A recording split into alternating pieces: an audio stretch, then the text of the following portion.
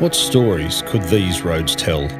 The flowing ribbons of tarmac that connect Victoria's High Country. Alongside the Delatite, the shadows of an outlaw past lie beneath rugged mountain ranges. A quiet rural setting, awoken once each year to the sound of thunder.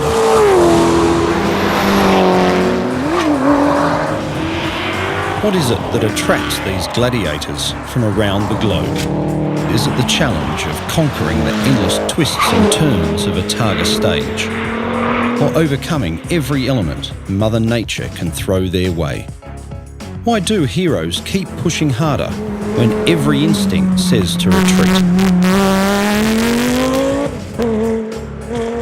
For some, it's the thrill of exploring the limits of adhesion, tackling turn after turn. For others, it's the challenge of taming a demanding beast, conquering the raging horses that lay beneath one's right foot. For all, it's the experiences and camaraderie that only a Targa competitor can truly understand. Targa High Country, born from the world's ultimate tarmac rally, is back for 3 days of non-stop action.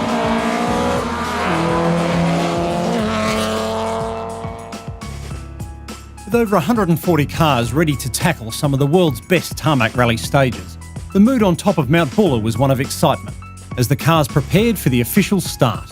We're here at Targa High Country 2017, the 8th running of the event. It's great to be here again.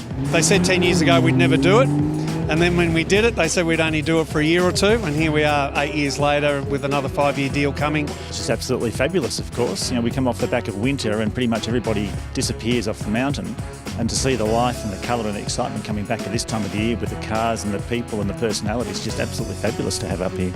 I just love the atmosphere in the village. Like, everyone's here, the whole village becomes the rally village, and we're all here to enjoy ourselves. Some of us are competitive, some of us aren't so competitive, but everyone's here to enjoy driving their cars. Very excited. Woo! It's very addictive. It's a little bit like a drug. Pretty exciting. Good roads, good weather. I've got a really good navigator. He's my secret weapon. No one knows it but me. Really excited. Fantastic event. Great venue.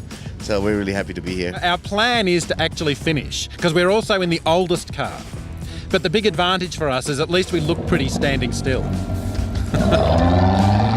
After the ceremonial start, crews travelled down Mount Buller for the Marimba warm-up stage, before heading west toward Euroa with a total of 6 competitive stages making up day 1. From the first competitive test, the pace was hot in all categories, with crews relishing the dry conditions. In the GT2 category, it was the Porsche 911 GT3 RS of Matt Close and Cameron Reeves who showed the field a clean pair of heels. Behind, the Shelby Mustang GT500 of Craig Dean and Anthony Carr battled over the stages with Pete Nunn and Keith Johnston's Porsche Cayman GTS, John and Janet Ireland's Porsche Cayman GT4, and Alan Rowe and Michael Lloyd's BMW M2. However, Close and Reeves ended the day with a healthy lead following a charge up the final Mount Buller stage, which saw the Porsche double its advantage over the rest of the field. In doing so, their Porsche 911 GT3 RS broke the long-standing record for the climb up Mount Buller, smashing the benchmark previously set by John and Jason White.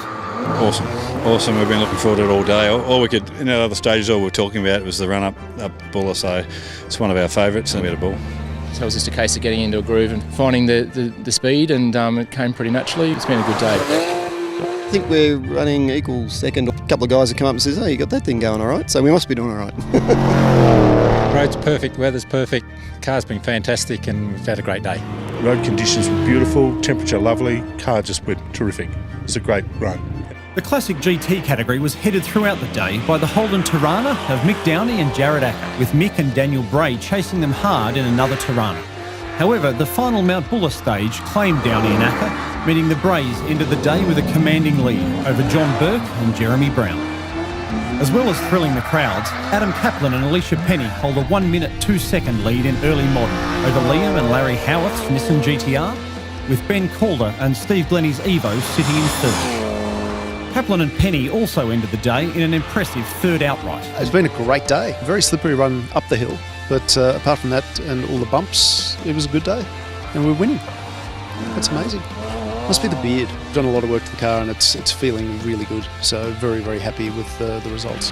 In GT4, Angus Kennard and Ian Wheeler ended the day with a 49-second lead, with Josh Hilton and Rod Vanderpoel holding a slender advantage over Paul Dowie and Bernie Webb in third. Day one was great, had a great time, back on the horse after a couple of years out of the sport. Good to be here, had a great day, looking forward to tomorrow. In the 18-strong classic category, the Mazda RX-7 of Lindsay Stone and Simon Martin led from Richard Woodward and Neil Gibson in their Holden Monaro. Martin Dersmer and Richard Wadhams lead the GT Sports Trophy field, while Peter and Tristan Taylor hold a narrow lead in TSD in another Lotus. Following the day's 93 competitive kilometres, most crews were happy just to have made it up Mount Buller and completed a challenging day of rallying. It's been a fantastic day for us. Great roads, the weather has been absolutely perfect. And we took 45 seconds off our time coming up the hill this afternoon, so you can't do much better than that. Oh, what a great run. That is one awesome ride up that hill. No, went really well. It's the best time I've ever done up the hill. The road's great. Worked a little hard, I think, so a little bit of smoke, but yeah, what a fantastic run. I'm hanging on, you know. We've got new brakes and they work well today, so that's good. Yeah, so we've had a good day. How could you not enjoy it? The roads tomorrow are just amazing. They're just so cool, so fast. They open, they tighten. It'll be fun. Crews woke for day 2 of Targa High Country as another beautiful day dawned. Teams prepared to tackle 6 stages through the countryside made infamous by bushrangers, before returning to Mansfield for one of the highlights of Targa High Country, a 4-kilometre street stage. The day culminated in Targa Fest on the main street of Mansfield.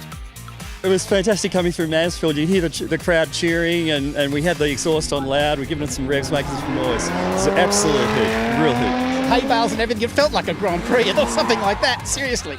It was just amazing. It's good to have people waving and meeting us at the venues that we stop at, and watching the stages is really good. Yeah, lots of weaving, but it's so much fun. I mean, seriously, it is awesome fun. And it's great, everybody's out to see us, so we put on a show if we can.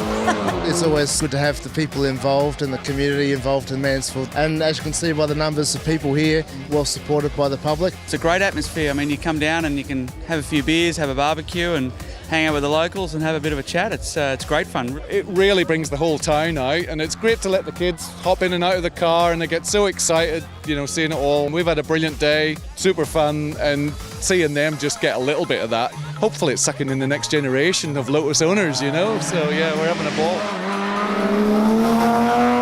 Around the streets of Mansfield, the classic cars thrilled the fans. Classic emerged as one of the most hotly contested categories at Targa High Country this year. However, to this point, the field were being shown a clean pair of heels by reigning champions Lindsay Stone and Simon Martin. The Mazda RX-7 pairing led Richard Woodward and Neil Gibson, Peter Glusky and Sam Winter, and Colin Byrne and Michael Partridge. It seems like there's a bit of a gap, which I don't know why actually, but we're just having a good drive. Look, I can put it down to the cars performing a little better than last year, and maybe we're just a little bit more practiced. Fantastic, we've had such a good time, and that Mansfield street stage, can I tell you, that is so much fun. What a good laugh. In Classic GT, Mick and Daniel Bray held their lead from John Burke and Jeremy Brown, with Roger Lohman and Annie Bainbridge holding third. A good couple of days. We damaged the tyre late yesterday, so we've had to manage today, but yeah, unfortunately for me, he had a little bit of an off yesterday, which has worked for us. Unfortunately for Mick, but as long as they're all right, and it's put us in a good position. The iconic early modern cars also thrilled fans on the Mansfield streets, with Adam Kaplan and Alicia Penny holding a 1-minute 12-second lead over Ben Calder and Steve Glennie, who moved up to second, with Liam and Larry Howarth hot on their heels. No, we're fucking slaughtering them. Like, we're miles ahead. Can you use that? Cool. We had a pretty ordinary day yesterday. We broke a clutch on stage 2 and drove the whole of day 1 with no clutch. So the boys put a new clutch in it last night and did a great job in the pace today and pulling a bit of time out of other cars, and I think, you know, we're doing quite well in our category and outright. Everyone's trading stage times with each other. Some of the times where the top guys are right up there at the moment, so really good competition. In GT Sports Trophy, Martin Dersmer and Richard Wadhams held a narrow 11-second buffer over Mark and Scott Mileta-Pulo, both crews very evenly matched in their Lotus Exeges. It's been a super tight competition, and I think top 3 cars are only separated by 13 seconds, so we'll see how we go tomorrow. And we're basically trading 1 or 2 seconds between us each stage, so it's very tight.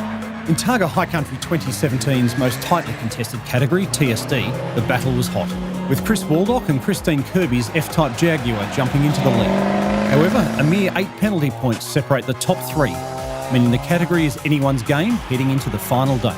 Took the attitude of tackle one stage at a time. Puss in Boots is amazing, absolutely amazing, isn't it? Yeah, fantastic car. Just come on song today, we reckon.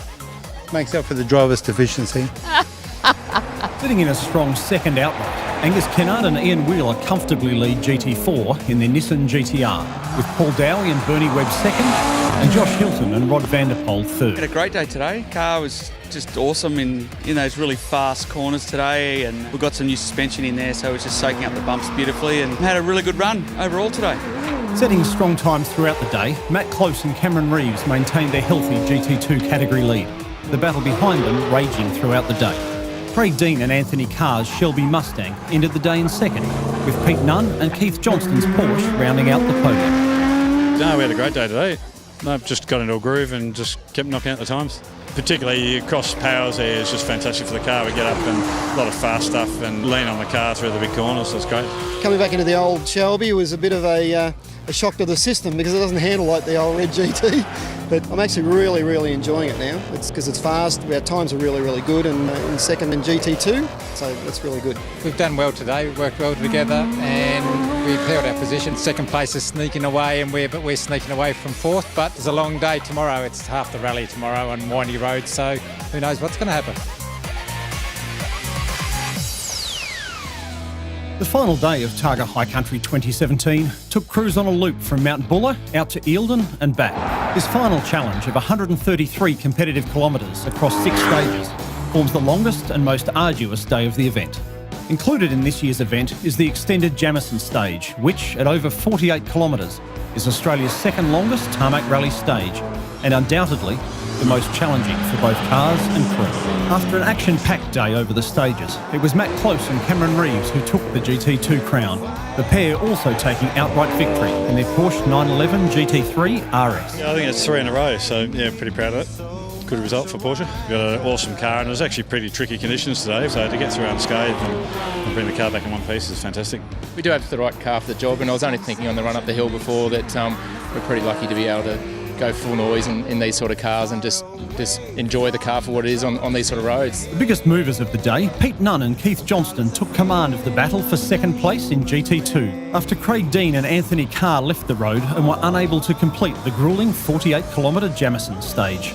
John and Janet Ireland chased hard to round out the all-Porsche podium. Day was fantastic. We just found out we're also second outright.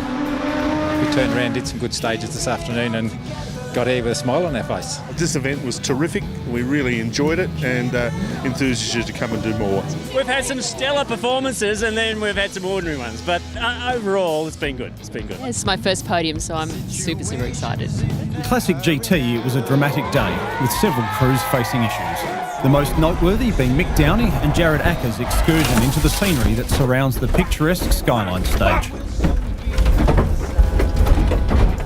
Unfortunately, six left long, pushing probably 2, 3, 4, 5% too hard, and once again,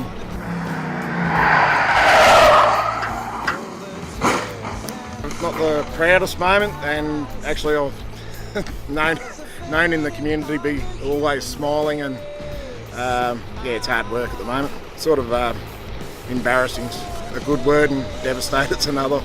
At day's end, Mick and Daniel Bray took an emphatic victory, their first in the fan favourite category. Rounding out the podium were John Burke and Jeremy Brown, and Jeff Goodwin and Phil Smith. It always is a bit sweeter against Mick Downey. But no, it was really challenging with the heat, and obviously we've had problems with the car, so we've had the baby at home, and I literally stopped it here and tried to start again, and the switch fell in the dash. So that's it. We couldn't beat the Bray car, so we had a bit of a chat, and we decided we'd do a 1-2 finish. And so we come up the hill together and over the line together, and thought the crowd might enjoy that. And it was a good finish because you're a good bloke, and it was great to see him win it. It's amazing. It's a Bradbury bird. At 74, I'll take a Bradbury every day of the week. Thank you. In GT4, Paul Dowie and Bernie Webb took victory in the hotly contested category after a spin on the final stage cost Angus Kennard and Ian Wheeler any chance of a result. Josh Hilton and Rod Vanderpoel finished second, with Jeff and Tony Hewitt's GTR clenching the final spot on the podium. The goal was to get to the end. It's always a hard lesson if that doesn't happen, so commiserations to Kennard and Wheeler. But here we are, and we did what we came to achieve. It's a fabulous weekend. Obviously, our feelings are a little bit tempered by knowing that Gus had it in the bag, and he unfortunately gave it away halfway up the hill. But I'm just over the moon. Paul's done a great job all weekend. He's really driven well, done everything I asked him to do, and the results have paid. We were stoked with second, so to come here and land on the top steps, just a dream come true for Paul's first Targa event back. It's been very gruelling. Today was extremely challenging. The big stages out there, a little bit of a kiss with the bank there. We're still in the placing, so got to be happy with that. We've had a marvellous day, marvellous day. So we pulled off a fair bit better time than we did on Friday, so we're really happy. The battle for early modern received a big shake-up after the BMW M3 CSL of Adam Kaplan and Alicia Penny failed to start, seeing the crew sit out the last day's stages. Interesting. We're pretty sure it was sabotage, and we think it was Ben Calder. BMWs always start, and this morning our car wouldn't start. Plainly, it's sabotage. Thanks, Ben. Whatever it takes. Yeah, it was easier to do that than beat him on the roads. By day's end, Ben Calder and Steve Glennie had done enough to take the early modern victory by 31 seconds, the pair also finishing third outright. The Nissan Skyline GTR of Liam and Larry Howarth finished second, with Brett Morse and Rodney Ng coming across the line to take third. We worked very well together, I think. Slowly took time out of competitors, and here we are. Benny's driven great this weekend. He's been practicing on some of the other tarmac events. He's come to this one and conquered and got the win, so well done, buddy. We've had third 3 times, but never any better, and we've now got second, so absolutely ecstatic. In 30 seconds of first, so it was all pretty tight by the end. Come a long way, so we didn't try and push too hard today. We're going home with a bit of champagne spilled on the suits, better than nothing. In TSD, overnight leaders Chris Waldock and Christine Kirby continued their great form throughout the day, until a flat tyre made for a nervous wait atop Mount Buller. I would like to congratulate you on winning TSD. On 3 wheels. On 3 wheels? On 3 wheels. It's just amazing. It's just amazing. I can't believe it. I can't believe how we actually got up the hill. It's just amazing. 2/3 of the hill with that. It's an awesome car, even on 3 wheels. Behind, Michael Moore and Richard Woolford, and Brian Pereira and Stevie Lee Rice rounded out the podium. We've had a whale of a time all weekend, the best weekend of the year, and winners are grinners. It's not just racing that brings you up here. It's actually the camaraderie, the fact that we get to see each other, sometimes more than once a year, but once a year is enough sometimes. In yet another shake-up, the classic leading Mazda RX-7 of Lindsay Stone and Simon Martin crashed out of the event, leaving the 1971 Alfa Romeo of Colin Byrne and Michael Partridge to fly through the stages, leading home Peter Glusky and Sam Winter, with Richard Woodward and Neil Gibson in third. It's pretty good. We've been trying for a long time to get here, and it feels pretty good. It's been a challenge all weekend. I wouldn't say it's been smooth sailing the whole way, but really good. This man drove freaking awesome, and we have done very well. We're really happy. Certainly, beyond our dreams for the weekend, we had a couple of goals, and we've absolutely exceeded them, and stoked about that. Sam did a fantastic job all week on the notes. I counted the notes on the Jamison stage. I counted the corners, and there was 433 of the damn things. So there was no moment of mindfulness, and there was no time to breathe. But we got there, and I didn't fall off once. And you did an amazing job. Well done. Second. Great effort. The event's closest result came in the Speed Limited GT Sports Trophy category. Martin Dersmer and Richard Wadhams and Mark and Scott Melitapulo in their Lotus Exesias, never more than a few seconds apart. After the final run up Mount Buller, incredibly the two cars were tied, the Simply Sports Cars teammates sharing the top spot of the podium, with Alan and Heather Glias in third. I thought from day one, we're definitely going to be all standing on the top step.